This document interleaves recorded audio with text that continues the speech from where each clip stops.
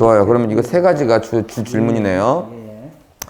첫 번째는 불법 건축물이다. 그리고 두 번째는 법정 이사과 성립 여부, 세 번째는 남의 땅에 걸쳐 있는 경우. 이 목적이 우리가 있어야 되는데요. 우리는 뭔가를 해결해야 되는 겁니다. 땅만 받은 상태고 단독주택 세 동은 남의 거예요. 이걸 해결해야 되는 건데 여러 가지 목표를 두고 가셔야 됩니다. 즉, 첫 번째는 제일 편한 거, 토지를 판다. 두 번째는 건물을 산다. 세 번째는 건물하고 토지하고 같이 팔아서 나누어 갖는다. 이게 그냥 누구나 생각할 수 있는 그냥 가장 편한 건데 셋 다 괜찮습니까? 예. 네, 좋습니다. 자, 그러면 뭐가 됐든 간에 우리는 키를 잡고 있어야 그 모든 것들이 우리가 좀 더 유리하게 움직일 수 있다. 그러니까 이걸 따지는 겁니다, 지금. 그렇습니다. 첫 번째, 아예 무허가로진 건물이다 라는 의견인데요. 저는 그렇게 보지 않습니다. 다시 조사하셔야 될 것 같습니다. 아니 이건 제가 이제 시청을 세 번째 가가지고 여기에 보니까 건물 신축에 대한 인허가는 전혀 없다. 이게 그쪽에서도 그렇지 않아도 이게 민원 이야기가 됐더라고요. 이 건물이. 그래서 이 건물주를 소수문하고 찾고 다니는 중이었더라고요. 아, 그러니까 양주시청에서? 예. 1개월 전에도 불법 건축 단속반에서 나갔었더라고요, 거기를. 자, 그러면 저는 왠지 아닌 것 같은데 지금 들어보니까 뭐 이거는 우리가 할 일이 아니고 양주에서 알아서 할 겁니다. 우리는 이게 중요한 건데요. 법정지상권이요. 아까 경매지를 보니까 지네들 거라고 주장을 하는 것 같더라고요. 그럼 당연히 아니죠, 법정지상권. 뭐 끝난 겁니다. 이거 원래 땅 주인 거예요. 이렇게 상대가 나와줘야 우리가 뭐 이걸 뭐 다퉈야 되겠는데 건물 짓고 있는 사람들이 이거 우리 거예요 라고 말하는 순간 법정지상권은 전혀 성립되지 않으니까 전혀 걱정하실 필요가 없습니다. 3번을 뺄게요. 남의 땅에 걸쳐 있는 경우는. 자, 그러면 1번, 2번을 종합해 봤을 때 우리는 민법으로 가든 행정으로 가든 우리는 어떤 쪽으로도 불리한 게 없습니다. 근데 불리한 게 하나 생겼습니다. 즉 뭐냐면 2번은 상관없는데 1번에 신축 허가 자체를 안 낸 건물이다. 이거 깜빵 갈 수도 있습니다. 그렇기 때문에 우리가 건물을 사오겠다라는 건 우리가 목표하는 바에서 살짝 빼야 될 것 같습니다. 그쪽에서 어떤 능력자가 건물을 져놓고 준공을 맡았어. 그러면 얘기가 달라지는데 일반적으로는 건물을 져놓고 허가 없이 건물을 져놓고 준공 맡는 경우는 극히 드문 경우니까 우리는 건물 좋다 해서 그 건물을 사고 싶다라는 마음이 있더라도 내가 그거를 소유하는 순간 나는 불법 건축물의 소유자가 돼버리기 때문에 그쪽은 빼거나 아예 배제하거나 아니면 여지만 살짝 남겨놔야 되지 그걸 갖고 올 생각을 하시면 안 됩니다. 그러면 이걸 그건 철거소송으로 당연히 하셔야죠. 오늘 당장이라도 철거소송 변호사 알아보십시오. 아까도 얘기했지만 내가 그걸 완전 싹 부신다 안다는 그 나중 문제고 우리가 확실한 키를 갖고 있으려면 이렇게 막무가내인 사람들이 뭐 말이 통하겠습니까? 신축허가 내지도 않고 건물을 짓는 사람들인데. 그리고 법을 압니까? 법도 모르니까 자기 거라 그래버리잖아. 그러니까 법도 모르고 막무가내면 뭔가 판결문 정도는 나와줘야 된다는 얘기예요. 그래서 오늘부터라도 뭐 빠르게 해라 이런 의미는 아닙니다만 무조건 소송하셔야 되고요. 무조건 승소할 겁니다. 법정지상권은 어려운 소송은 아니나 사실 나중에 집행할 때 부실 때 그때 좀 반항이 있는 거고 요거까지는 그렇게 어려운 소송은 아닙니다. 그리고 이제 이런 게 너무 명백하니까. 게다가 여기에 이제 변호사한테 상담을 할 때 이 얘기를 반드시 하셔야 됩니다.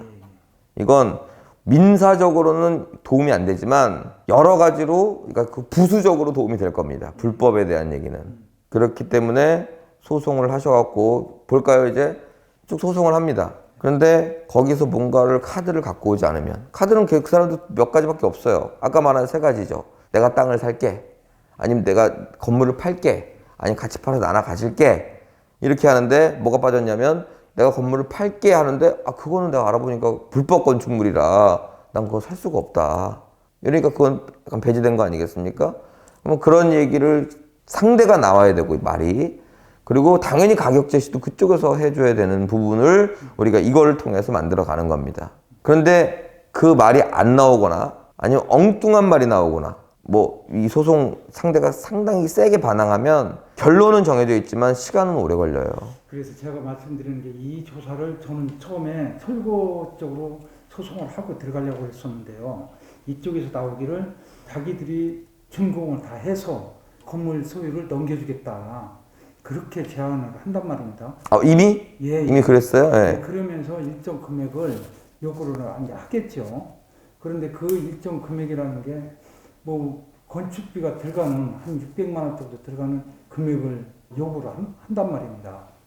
그래서 뭐 그 금액을 저축을 하다가 안 되겠다 해서 본장님한테 조언 받으러 왔습니다. 그래요. 결론은 똑같습니다. 예.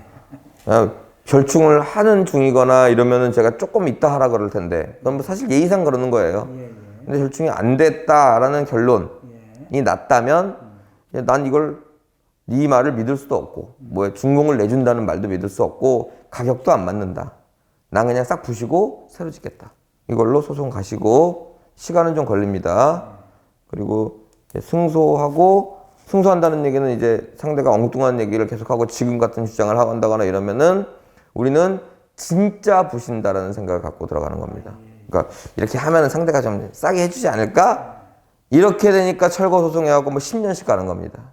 본인이 생각하는 뭐 금액이 있다면 그걸 딱 마지노선으로 두고 이거면 철거, 이쪽이면 매입 이렇게 딱 정해놓고 또는 이걸 과정을 하면서 정하고 그리고 하시면 되고요. 그러니까 이게 좀 궁금하시군요. 이거는 뭐 큰 부분은 아닌데 상대가 가만히 있으면 나도 가만히 있으면 돼요. 근데 상대가 시비를 걸면 거기에서는 사용료 정도는 주셔야 됩니다. 시비라는 건 소송을 갈 수도 있고 사용료는 준다 하는데 뭐 면적이 얼마 안 되니까 크게 문제될 것 같지는 않아요. 우려되는 거 준공이 되니까 주겠다. 이 조건부 계약으로 계약하는 건 저는 이렇게 찬성하고 싶지 않습니다. 상대가 너무 막무가내고 돈이 없을 거예요. 돈이 없는데 계약금이라도 받으려는 마음으로 그러니까 이런 거잖아요. 저는 준공이 안 난 건물을 절대 계약금을 안 받겠죠. 뭘 잃을 게 있다고 받겠어.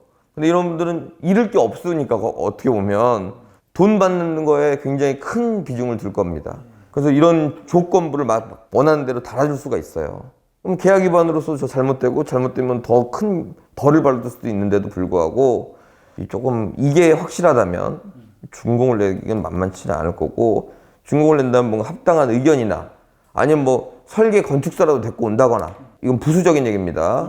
이걸 하다가 협의가 온다면 이것을 그냥 한번 경험 삼아서 한번 해보겠다. 네. 해가지고 한 건데 좀 산이 더 높은 것 같습니다. 아니 그렇지 않아요. 사실 순서는 그래요. 초보가 할 물건은 아니에요. 내 낙찰 받자마자 장기적이고 어려운 소송을 해야 되고 협상도 해야 되고 하는데 쉬운 물건은 아니나 결과적으로 키를 갖고 올 수 있는 물건이기 때문에 뭐 걱정하실 것도 없습니다.